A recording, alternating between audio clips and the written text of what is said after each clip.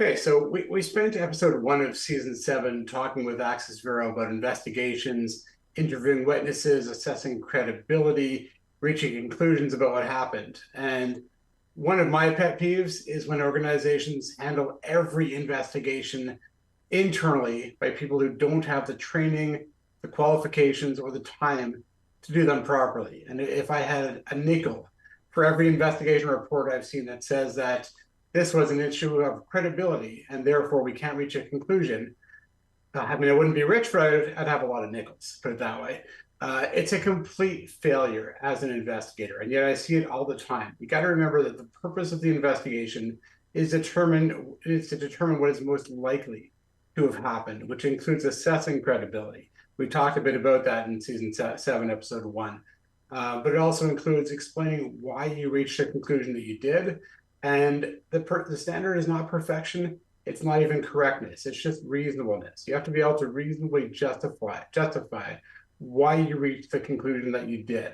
So, and if not, as an investigator, you're not doing your job. So I'm not one of those people who says every investigation has to be done by a lawyer. In fact, many of the investigations I oversee are done by folks like Access, who joined us on Fire Away, who are trained investigators, but not necessarily lawyers. And I'm also not saying that every investigation has to be done externally. Sometimes internally works just fine.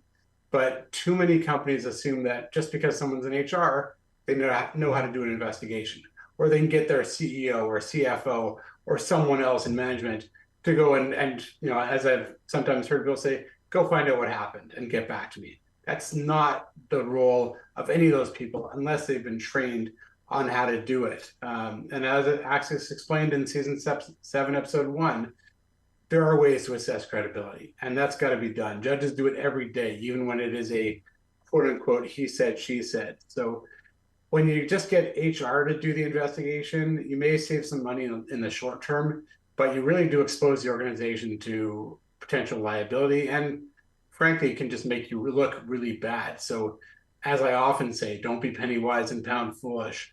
Make sure your investigations are done properly and in a way that you can defend.